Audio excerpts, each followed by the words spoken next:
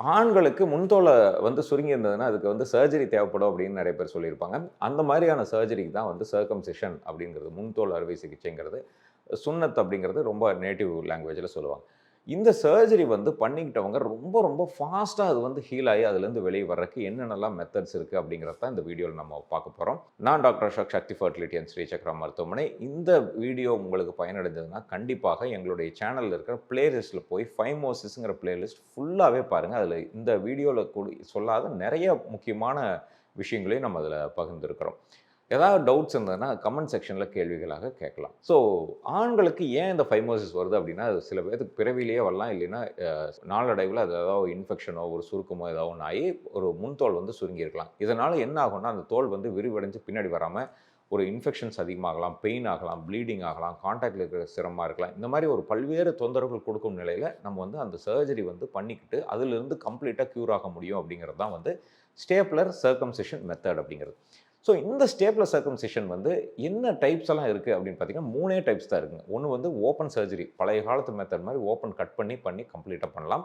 2வது மிடிவல் பீரியட்ல லேசர் மூலியமாகவும் பண்ண ஆரம்பிச்சாங்க. இதுல வந்து ப்ளீடிங் வந்து கம்மியா இருக்கும், பெயின் கம்மியா இருக்கும்ன்ட்டு இருந்தது. 3வது மெத்தட் வந்து நம்மளுடைய ஸ்டேப்லர் மெத்தட். இது வந்து சிங்கிள் ஷாட் ஃபயரிங்ல வித்தின் ஒரு 5 மினிட்ஸ்ல இது கம்ப்ளீட்டா க்யூர் ஆயி வர்ற மாரியான ஸ்டேப்லர் மெத்தட். ஸோ இந்த 3 டைப்லயும் நம்மளுக்கு எது சூஸ் ஆகும் அப்படிங்கிறத நீங்க கண்டிப்பா டாக்டர கன்சல்ட் பண்ணி கிளியர் பண்ணிக்க வேண்டிய விஷயம். ஸோ இந்த ஸ்டேப்லர் சர்கம்சிஷன் தான் இப்ப அதிநவீன விஷயமாக இருக்கு அப்படிங்கும்பொழுது, இது எப்படி பண்றாங்க அப்படிங்கிறத நம்ம தெரிஞ்சுக்க வேண்டியது மிக, மிக முக்கியம். இதில தான் வந்து ஒரு 5 ஸ்டெப் 5 நிமிஷம் தான் நடக்க போகுது. ஸோ ஸ்டெப் நம்பர் 1 பார்த்தீங்கன்னா, நம்மளுடைய ஆண் உறுப்போட சைஸ்க்கு ஏத்த மாரி ஸ்டேப்லர்ஸ் வந்து பல்வேறு சைஸஸ்ல வருது. ஸோ அந்த டாக்டர் வந்து அந்த மெஷர்மென்ட் எடுத்து அதுக்குன்னு ரிங்ஸ் எல்லாம் இருக்கு. அந்த அந்த ஸ்டேப்லர் அது கரெக்ட்டா இருக்குமாங்கிறத மெஷர் பண்ணி, மெஷர்மென்ட் எடுத்து அந்த பார்ட்ட வந்து கம்ப்ளீட்டா கிளீனிங் பண்ணி பிரிப்பேர் பண்ணுவாங்க. 2வது வந்து அனஸ்தீசியா. நெறைய பேத்துக்கு வந்து இது வலிக்குமா அப்படின்னு கேட்பாங்க.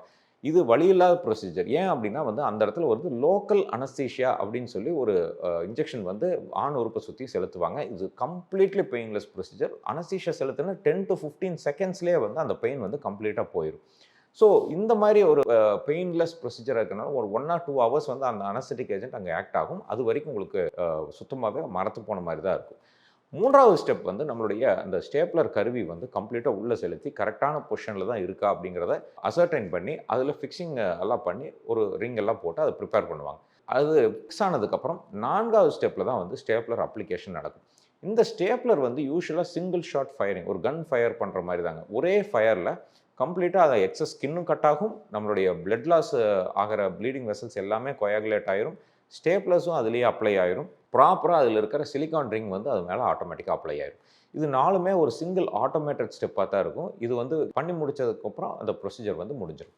5வது ஸ்டெப் வந்து ஸ்டேப்லர்ஸ் எல்லாமே ரிமூவ் பண்ணிட்டு, கம்ப்ளீட்டா அந்த இடத்துல வந்து ப்ளீடிங் இல்லையா, ப்ராப்பரா அப்ளை ஆயிருக்கா, எல்லாமே செக்யூர் பண்ணிட்டு, ப்ராப்பரா அதுக்குண்டான ட்ரெஸ்ஸிங் வந்து போட்டுருவாங்க. ஸோ இந்த 5 ஸ்டெப்ஸுமே எப்படி பண்றது அப்படிங்கிறது நம்மளுடைய சேனல்லயே லைவ் வீடியோஸ் நெறையா வந்து போட்டிருக்கிறோம். இது இல்லாமல் laparoscopic surgery at Sri Chakra அப்படிங்கிற இன்னொரு யூடியூப் சேனல்ல நெறைய ஸ்டேப்லர் சர்கம்சிஷன் வீடியோஸும் நம்ம ஷேர் பண்ணியிருக்கோம். கண்டிப்பா அத பார்த்தீங்கன்னா, உங்களுக்கு அத பத்தின ஒரு தெளிவான புரிதல் வந்துரும். ஸோ இந்த மாரியான ஒரு ப்ரொசீஜர் வந்து எப்படி ஃபாஸ்டஸ்ட்டா கிளியர் பண்றது அப்படிங்கிறது தான் இந்த வீடியோவோட சாராம்சம். என்ன ரீசன் அப்படின்னா வந்து ஃபர்ஸ்ட் ஸ்டேப்லர் அப்படின்னாலே அது ஃபாஸ்டஸ்ட் தான் அப்படிங்கிறது தெரியும். ஸோ இது மட்டும் இல்லாம நம்ம சூஸ் பண்ணும்பொழுதே வந்து பிரிப்பரேஷன் ரொம்ப ப்ராப்பரா இருக்கணும். ப்ராப்பர் கன்சல்டேஷன் பண்ணியிருக்கணும். ப்ராப்பரா இன்ஃபெக்ஷன் இல்லாம பார்த்துக்கணும். ஜெனிட்டல்ஸ் நல்லா கிளீன் பண்ணியிருக்கணும். ஷேவிங் நல்லா பண்ணியிருக்கணும். நல்ல ஆன்டிபயோட்டிக்ஸ் எடுத்திருக்கணும். வேற ஏதாச்சும் உபாதைகள் லைக் சுகர், பிரஷர் அந்த மாரி எல்லாம் இருந்து ஏதாவது மெடிசின்ஸ் எல்லாம் எடுத்துட்டு இருந்தா அது எல்லாமே கரெக்ட் பண்ணியிருக்கணும். யூசுவலா இந்த மெத்தட்ல ஸ்டேப்லர் சூஸ் பண்ணீங்கன்னா ஃபாஸ்டஸ்ட் ஹீலிங் இருக்கும். இத பண்ணி முடிச்சதுக்கு அப்புறம் வூண்ட் கேர் வந்து ப்ராப்பரா எடுத்துக்கணும். அதாவது மருத்துவர் பரிந்துரைக்கிற மெடிசின்ஸ் கரெக்ட்டா எடுத்துக்கணும். ஆன்டிபயோட்டிக் மெடிசின்ஸ், கிரீம்ஸ் எல்லாம் அங்க கரெக்ட்டா அப்ளை பண்ணிக்கணும். வாஷிங் அண்ட் கிளீனிங் நல்லா பண்ணணும். பிளஸ் உங்களுடைய இந்த பெயின் கில்லர் ஆயின்ட்மென்ட்ஸ் கரெக்ட்டா எடுத்துக்கணும். அதே மாரி பீரியாடிக் டாக்டர் விசிட் பண்ணணும். இது எல்லாமே பண்ணீங்கன்னா, ரொம்ப ஃபாஸ்ட்டா அதிலிருந்து கிளியர் ஆகலாம். சரிங்க டாக்டர் எவ்வளோ ஃபாஸ்ட்டா கிளியர் ஆகலாம் அப்படிங்கிறது தான் நம்மளுடைய டவுட். இதில யூசுவலா வந்து ஸ்டேப்லர் ப்ரொசீஜர் வந்து 5 மினிட்ஸ் ப்ரொசீஜர் தான். ஃபர்ஸ்ட் 15 மினிட் 20 மினிட்ஸ் தான் நம்ம ஹாஸ்பிட்டல்லயே இருக்க போறோம். அதுக்கப்புறம் ரெகுலர் ரொட்டீனுக்கு வந்துரலாம்.